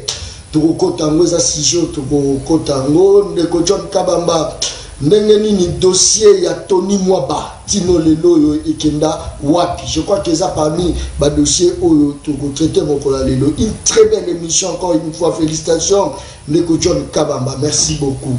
Ndeko John Kabamba tomoni trophée tokomela te. Oh là là, je crois que Tolukandeni to sala mais guerre est à la est mais qu'on a est trop mais la guerre à la est très bien. Ndeko John Kabamba émission lelo likolo makasi. Merci beaucoup. Voilà, ba émission politique ya Katia Congo et distraka biso makasi mais je retiens une chose vraie que mboka etonga makaka kasoki agriculture bakipe yango. Oh là là, ça c'est très bien. Ndeko John Kabamba na sukisi kolanda ba émission ya mokola lelo parce que na tongo na landa ki na 11h na landi na sukisi lelo na émission na yo avec un bon résultat. Il y a Nende Congo ils ont s'avancer. Merci beaucoup. Je crois que naza kofungola téléphone na moni réclamation il y a téléphone déjà vraiment moi belé mais tant qu'on tape même dossier aux vraiment sensibles je crois que les vraiment sensibles ils vont toucher ba tout moi belé tozobeta lisolo ya IGF les dossiers IGF contre le ministre il y a EPST classé sans suite 0/10 le paiement de surveillant de l'année passée sans suite 0/10 tous ça vont continuer l'émission il faut moi très bien les dossiers Bukangalonzo classés sans suite Nelkokas Kasongo a mobilisé même population babimi libanda sans suite Tony moi babeti Fimbu Toye Koto Matata Ponyo alobi ya lingeti yokosa le logote sans suite et le côté Kasongo Moro Boye il faut que tu si ça rabino pekanda patriotisme un patriote celui patriotisme mati trop et ça la kanda faut réagir sur comme makasi est-ce que le autre ko beta lisolo la crédibilité à IGF pendant que bateau va tenir et puis ba ko ici malobonga monayo bon en tout cas merci namoni avant na kota na mutuna na yo eloko moko touché ngai na ba message bana ko tanga ndeko moko alobi ke me boni tozolo baka na RDC est-ce que RDC kaka ya moko ndeza ko somba ba biloko na Ukraine eza ko subir non ba pays nyonso ya Afrique ndenge naza ko loba eza ko subir makasi soki to bolandi information ezala na ba RFI to pe wapi bango pe ba population na bango baza ko loba pe ka bo bele ndenge moko na ndenge biso toza ko lela awa biloko eza ko mata pas plus tard que lelo na landi Euronews bazali ko loba pour la première fois na histoire ya Union européenne depuis 1985 inflation ça veut dire biloko nyonso hausse généralisée à prix donc biloko nyonso to mati na niveau ya 5% na niveau ya Union européenne mobimba donc ezali biloko moko etali kaka awate soki toyoki quelque temps au tangi koleka na États-Unis miliki ya ba bébé et mati na niveau moko ya kosakana te et puis na ba rayon et sili nyonso ezomona na te donc ba effet wana ezali kaka na RDCT batu nyonso baza ko subir yango batu na batu selon échelle pe niveau ya ba importation na bango ndenge ezali est-ce que ya biso za kama Ukraine toza moyibi est-ce que biso kama Ukraine ezawa te wana nde oyo tolobe po na ba biloko oyo to importa libanda po na bamboka bapaya na ndimeli mais po na RDC za yango te kasa po na biso moyibi te wana ozoloba sikoyo likambo mosusu kimoyibi ça c'est autre chose nde likambo tongi tokotela sikoyo mais wana banaye kosilisa ide na ngai sur oyo makambo oyo tolobelaki sur influence nango na mboka na biso na lolenge batalo bapris eza komata ndenge tomonaki alors mpona koloba que IGF contre EPST IGF paiement ya ozaki paiement ya batena FEP donc oyo ba prestataire ba ba surveiller déjà ba surveiller qui année passée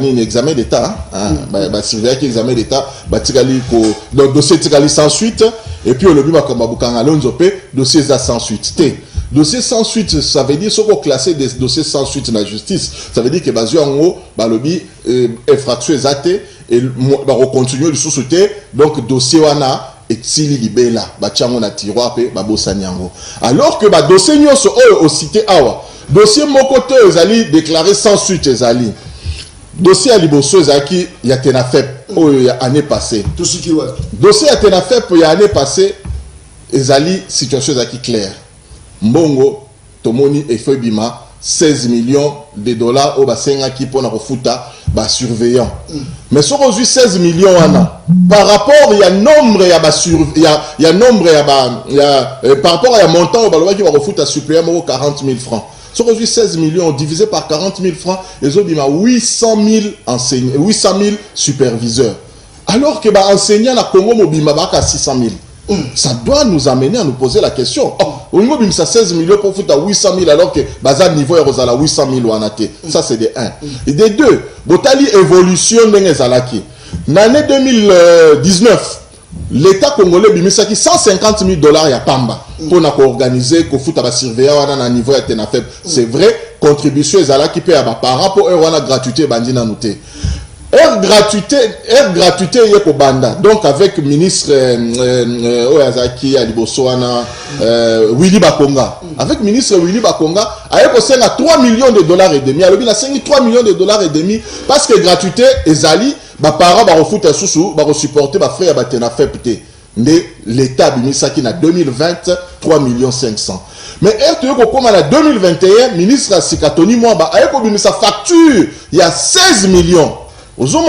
Alors, contrôleur, comment se fait-il que, dans la même condition, dans la même circonstance, déjà depuis 2020, dans la même condition, même circonstance, c'est qui 3 millions et demi, il y a 16 millions, tout le monde est en clair, tout le monde est clair, Mbongoana, a ici la Banque centrale, et Bimate, Evan Nana, Bisoto analysé nan.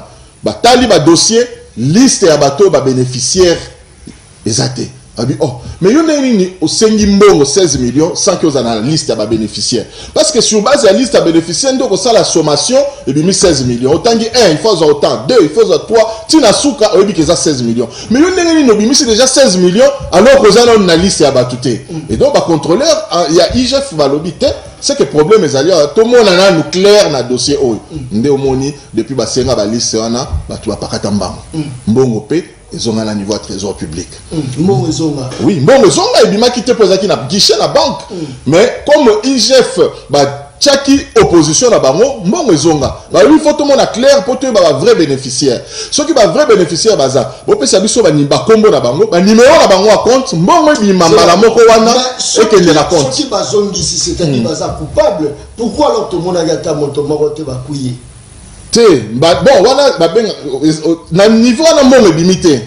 Mutazum bon te pour la relobakeno détourner mes aux yeux en okenango. Tokoki peut-être que la tentative il y a détournement. Donc peut-être bazaki na idée à relobake bon wana soke bimi parce que imaginez-vous ezaki na franc congolais 16 millions de dollars en francs congolais ça fait 32 milliards de dollars. Donc des francs congolais 32 milliards il y a ba francs congolais wana. Ezana et potala on ba camion ni nene me makabambongo ya banque to mola kezo le kananzela il faut ba camion na minene ni satu il j'ai fait lobby mais ba camion minene ni satu boye ya franc congolais bolingo bimisango da 22 heures ezaki na butu mais bozo mitia bino moko na danger boko mema oyo boko misango na ba kabe ya kamwanga ndenge nini boko misango na ba ituri kuna na ba aru place wana nyoso boko misango ndenge nini mbongo uta Kinshasa awa ba franc congolais belé ndenge wana yango wana aloba kite mbongo oyo soke bimi ils ont la chance de topper risque et belé et sous les châteaux qui ne transformer en dollar tu vas sentir difficulté à dollar 32 milliards et demi cash boyé ben là somme en dollar au que tu vas dans la situation de déséquilibre pour ça relater donc il j'ai fait souvent qui mboka na minute mais ce qui est vrai c'est que il y a eu quand même effectivement au prestaki au bazaki surveillant au bazar c'est quoi les victimes il y a tentative il y a détournement ils qui na bakonzi na bango c'est là est-ce que le problème il y a Tony Mwamba na ndeko biso alingeti balobi bamona ke moko secrétaire général il y a UDPS avant na bango mibale est-ce que côté qui ba politique était parce qu'à l'époque où on a banda remonter en puissance depuis Karabakutana tout moni moi réussite ça la mi paix en puissance il y a lingeti mona Congo.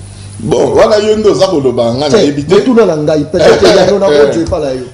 voilà, vraiment, on a évité ce qui. Moi, je pense que depuis le moment où tout le monde a qui photo, l'épisode de M. Tikali Salema, ça veut dire que. Et ça là qui mot d'ordre était.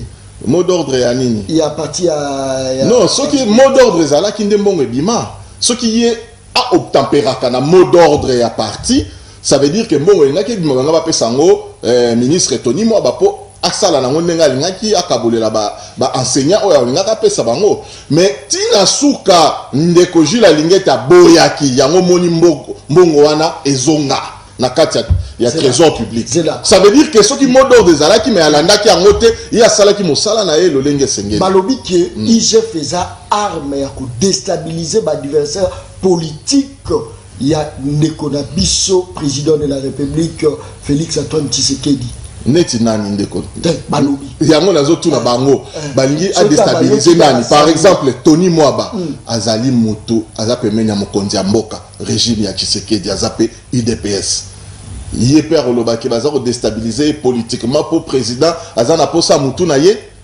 non soko taliba onyo surtout ototangi wana ministre ya santé ya kala eteni ndeko eteni ye azali mwana ya IDPS ya makila yebani mais lolenge ba monaki keno azana mbeba ye moko pe andimaki po azongisaka mbongo ndambo keno mbongo oyo zwaki osali nango musala nyonso sengeli te azongisa mbongo ndambo mais ye wana batrake ye ti akei même na justice batindi pe na makala malgré bénéficiaki na liberté provisoire siko nani aza koluka mutu na ye alors kaza IDPS donc bo wana ezali ba omoni ba politicien na mboka na biso surtout soki aza bongo kangie na mbeba eloko liboso ko brandir ezali c'est parce que naza politicien yango baza ko landa biso mais biso ba otozali a viser biso population toza a viser tondi makaba biloko wana te biso totala ba fait soki to moni ba fait za réel to lobi tete quelle que soit couleur politique na yo soko yibi ko kende ko se cacher te ote ngai po naza un candidat sérieux na comme président de la République neti dossier andeko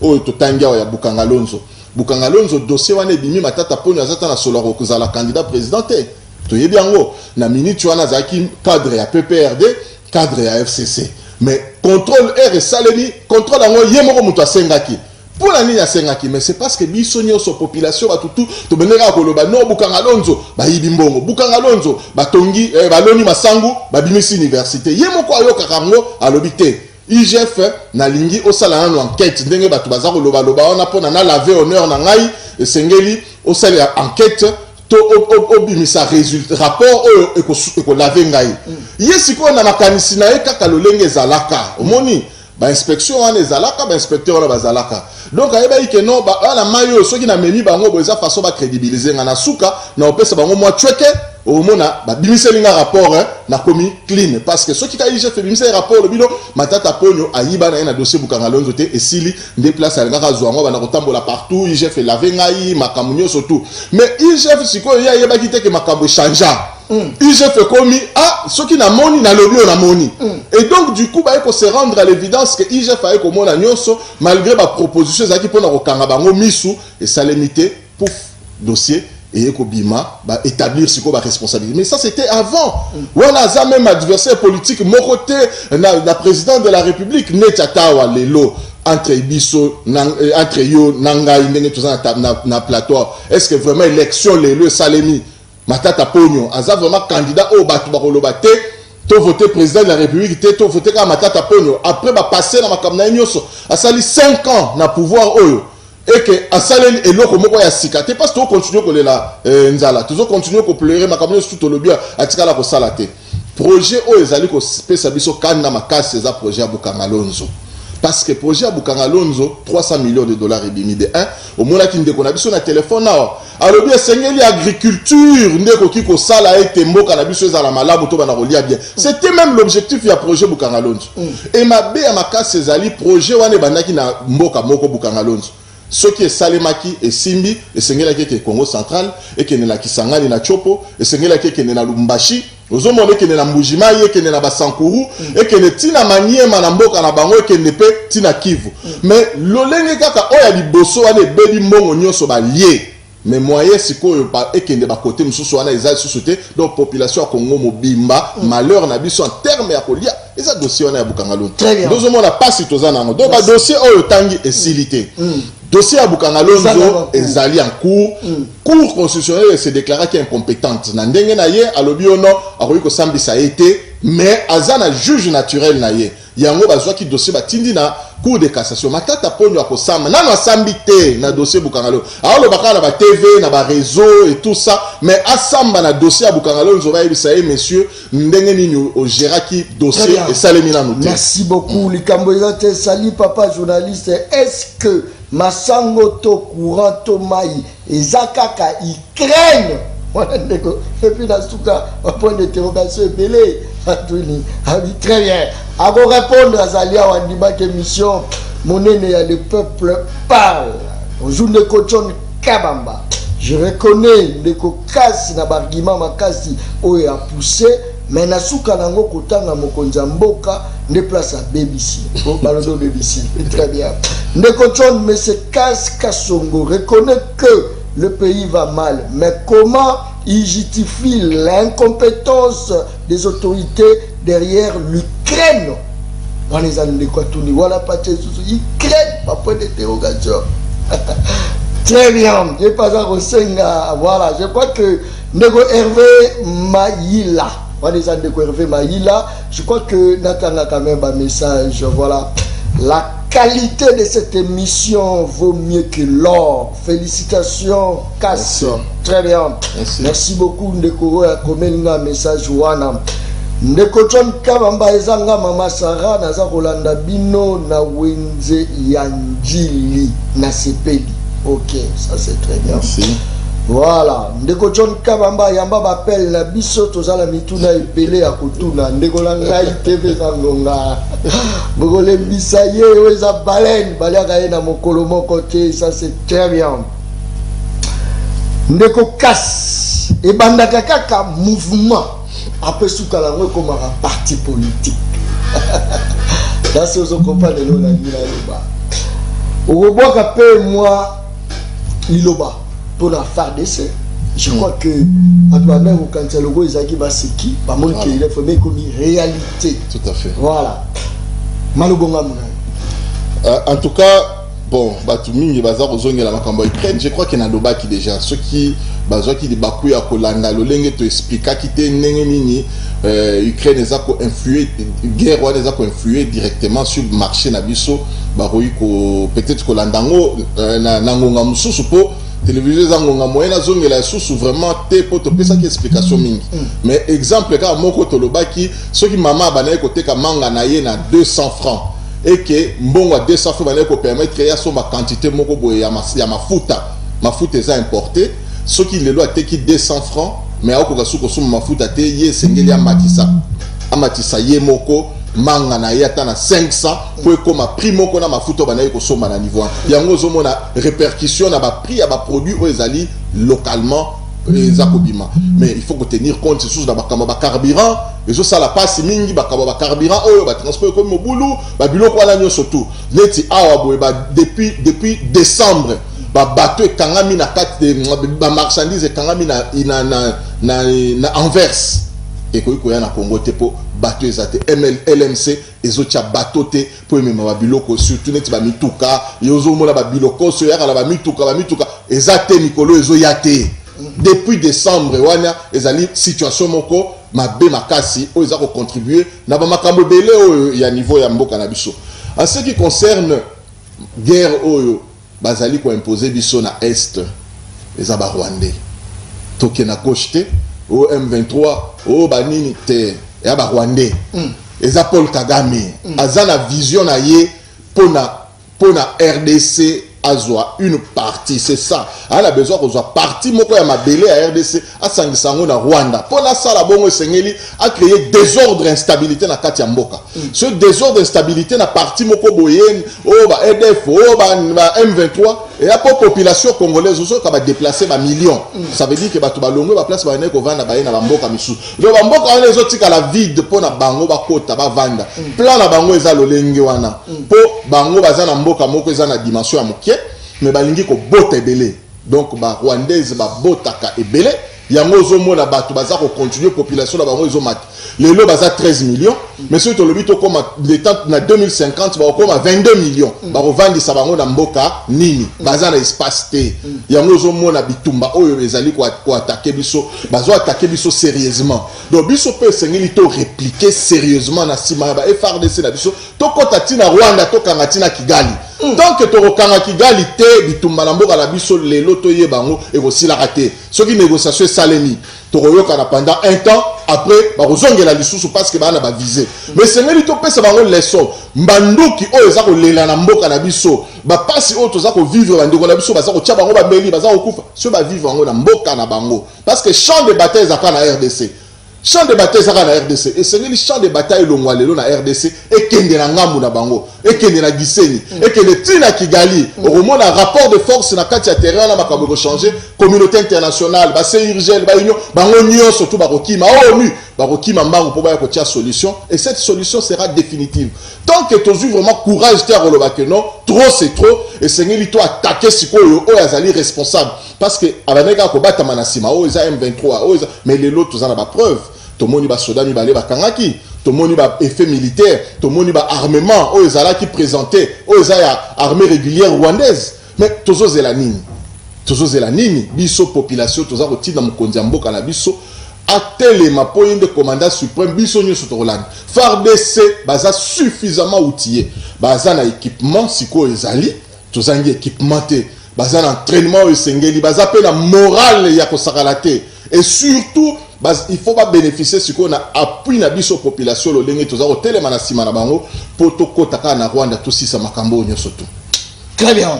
Je pense que tout comme penza la souka émission Sali le John Kabamba comment faire pour s'adhérer na kati ya mouvement ya mwana Congo CAS de John Kabamba numéro ya CAS tolandi tout sepeli awa na mpasa.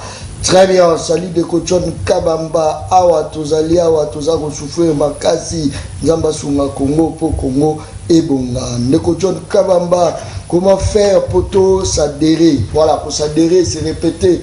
Moi, mingi, je crois que Congola l'ungara lisu aluka sou musala ke. Comment s'adhérer kaka Congola luka. Congola, ale mina.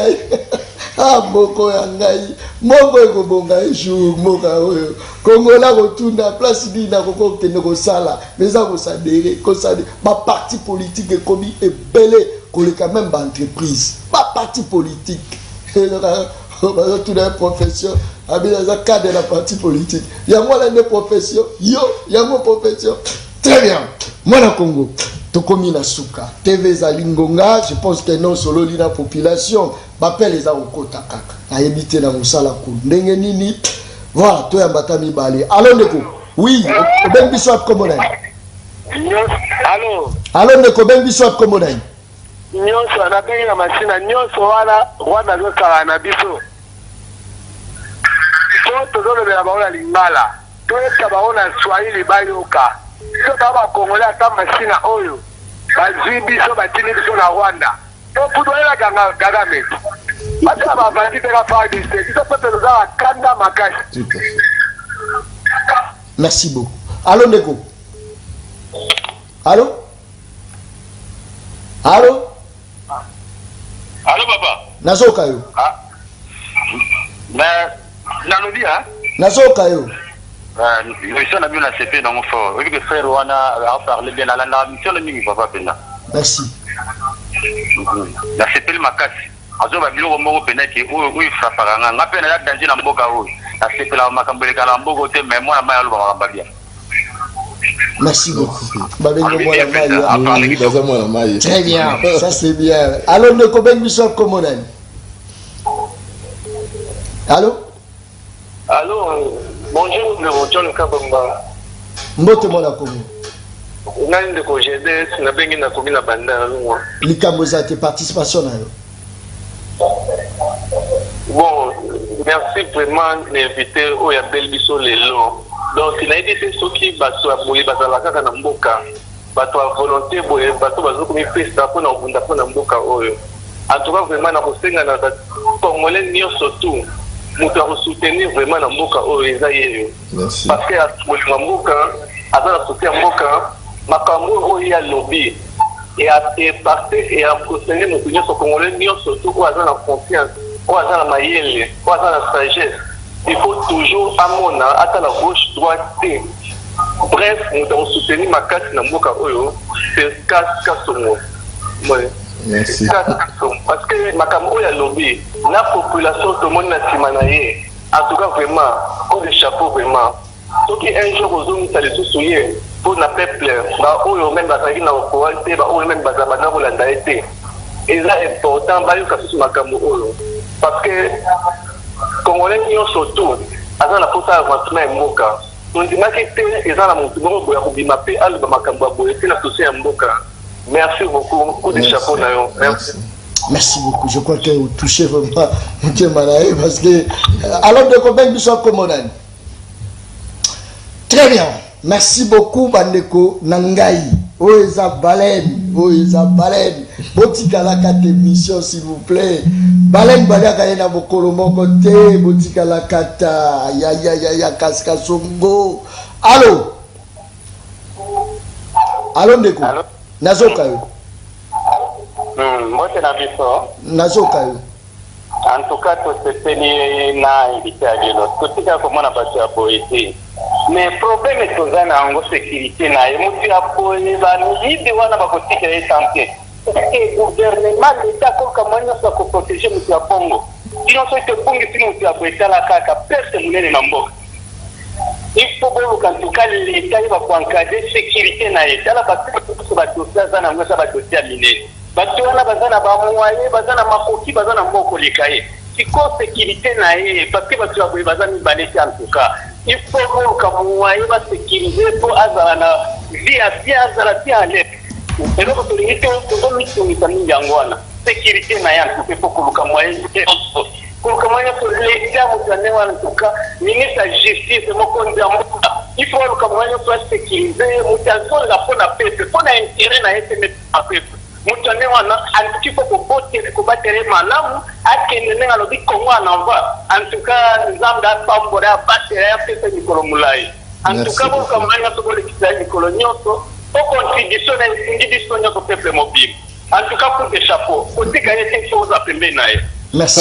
Merci. Ça c'est très bien. Ça c'est très bien. Allons de Koben Bissot Komodani. Aïe, saturation. Je pense que casse. Allô? Oui, allô? Nazo Kayo. Ngai na soldat na militaire comme ngai ni atabombe. Merci beaucoup, s'il vous plaît. Basoda, ils ont permis Kolobate. Ça.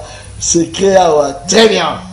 Merci beaucoup. Je crois, Glody, au Congrès Kolukelangai, image Mokoboye, il y a parmi les députés auto-soutenants, il y a des députés, talelanga image, j'en ai bon salanga. Je crois, signaler, je crois, député auto-soutenant, Motomorobo, peuple soutenant, après, tu évites suite, ils ont nengenini, téléphone, et les caractères, et l'autre, ils ont la caractère, sinité.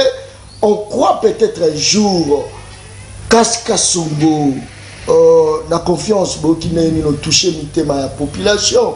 C'est vrai, la carte émission, la biso, tout, bimisa, bato, belé, nous benga, bangonde, bazali, bato, amine, bakome, ma pensée à bien, population, pessi. Mais enfin, même peuple, on a bakangé la bango, même téléphone. Naga roti kayo, Olanda yango. Oza Olanda ensemble, parce que l'émission est à l'éloté. 14 ans, on a médié à John Kabamba. Ça, c'est très bien. Je crois que yango. Glody Lunga, c'est bon? Tchelangaï, député Wana, député Tokei, Tchelemana, Totalana. Moi, personnellement, au moins, il y a Yiki qui a un homme politique. Il a pas signé la soutenir. Mais, la population, surtout John Kabamba, surtout l'émission de Congo pour le vrai Congolais. Dimanche, Ozana Selemba, Ozana Bandal, Ozana Bumbu, Makala, Ngiringiri, Nalobibo, Kalamu. Dimanche, il faut télé na mona Congo Timbi pour.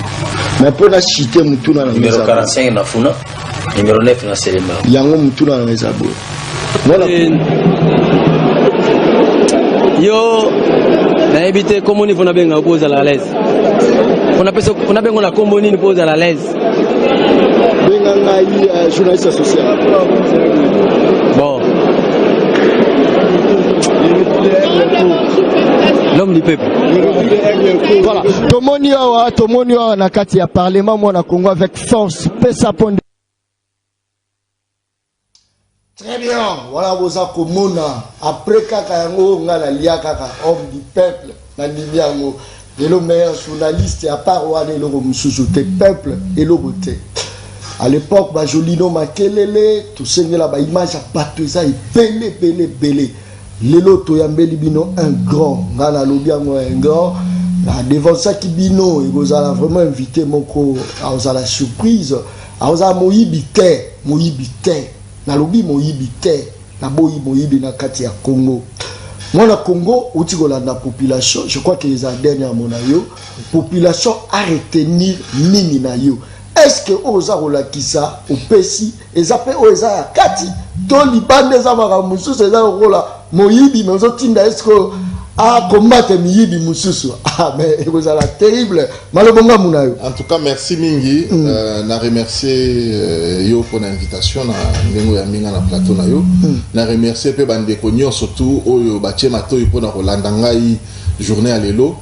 Et loko moko o na royu koloba po na kosukisa ezali ete esengeli congolais nyonso bipai wapi tozali totiana makanisi pe na mitu na biso ke moka oyo po ebonga esengeli biso pe to contribuer esengeli to contribuer tozana ba façon ebele oyo kosala ete biso to contribuer mboka na biso tokoki kosala ba projet minene ba bukanga lonzo ba 100 jours ba 145 territoires makambo ya minene nyonso koki kosalema soki ki moyibi eza liboso e kosimba ata projet moko te kotambola donc batu ba kobandaka koyiba ezali eloko moko ya munene sengeli biso to lutter parce que yango ezali ko bebisa développement mobimba ya mboka na biso batu leo ba okufa ba maladie ya mikie po hôpital eza malamu te mutu akufi merci nzala mutu akufi po biloko kolia ezate tout ça base ya munene c'est la corruption le détournement et puis impunité ezali ko encourager yango donc batu mutu na mutu boya bo rejoindre biso na combat na lutte au biso to nango bo rejoindre ngai individu en tant que personne bo rejoindre ba idée on aza koloba bo rejoindre combat on azali ko mener tokende nango liboso po to silisa moyibi et ko zala na bénéfice pour le développement mboka na biso toza na site web www.mca-rdc.org okozwa ba information nyonso na kati soki pe boza na besoin ya numéro na ngai ye azalia wa John Kabamba journaliste monene akopesa bino ba contact lolenge nini bokoki ko rejoindre biso. En tout cas merci mingi na bandi kezamba la sukate auto sololi na yo ndeko John. Merci. Ba message côté belé mais yo otangara message. OK. Bonjour ndeko John Kabamba. Émission alelo l'équipe bien makasi na sepeli na analyse ya ndeko Kaska Songo du courage à lui. C'est béni à son tic depuis campus. Merci beaucoup. Émission la merci. Et puis ça ngai moro moi qui naboza okumisa ngai terre ngala bino to banda kala. Merci beaucoup na AG Jean-Pierre Moussese Dili Kondi, merci beaucoup na confiance DT12 Aza Rolanda ngai. Merci na Claudie Lunga. Je crois que trophée to utiko joa ezali effort na ngamoko te, eza effort ya batuye belé équipe mobimbo na travaillera na bango Arlin Kaloji azawana bien aimé Mutombo Christian Béa les professionnels eza mosala bilonde bo accompagner ngatina koma na victoire ça c'est très bien to sala encore to multiplier na repesa merci na l'homme du moment l'homme fort le général major Kasongo Kabwik l'homme du moment en tout cas félicitations mon général nous allons les arrosala makitoko je crois même ba oyo ebengisami ba misi ba kuluna o ba kenda ba su formation il y a département ya pêche ba commis déjà kolo ba misi bateau de pêche ya service national Kalabini Tezakoya pour la relier sa biso misi ya kitoko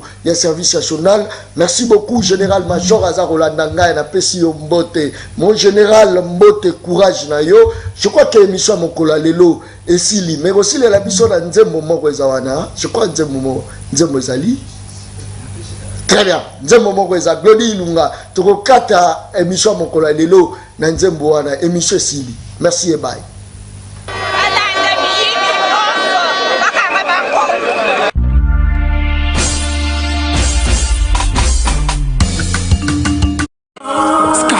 Opération Toboy Distraction.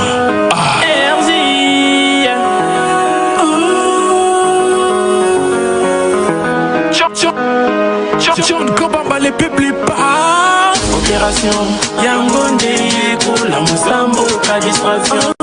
Yangonde boumi mouka oyo bitumbango. Pour les pères, ready pour les pères. John Kabamba.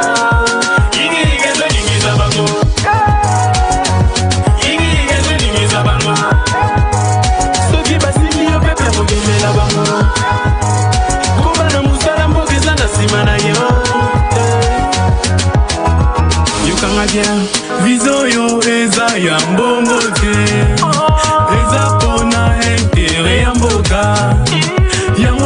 tolingi peuple ezala mayele po souverain de yo almiso efungwama tobunda pona mboka. Allez moto, moto, oubliez ça moto, moto, je ne casse pas moto, moto, moto, papa sociale pour la mafuta, maman sociale pour la bacolo. Les hommes c'est fini, les hommes c'est fini. On est venu pour réveiller nos grosses générations. Yangonde pour la moussambo, la distraction. Yangonde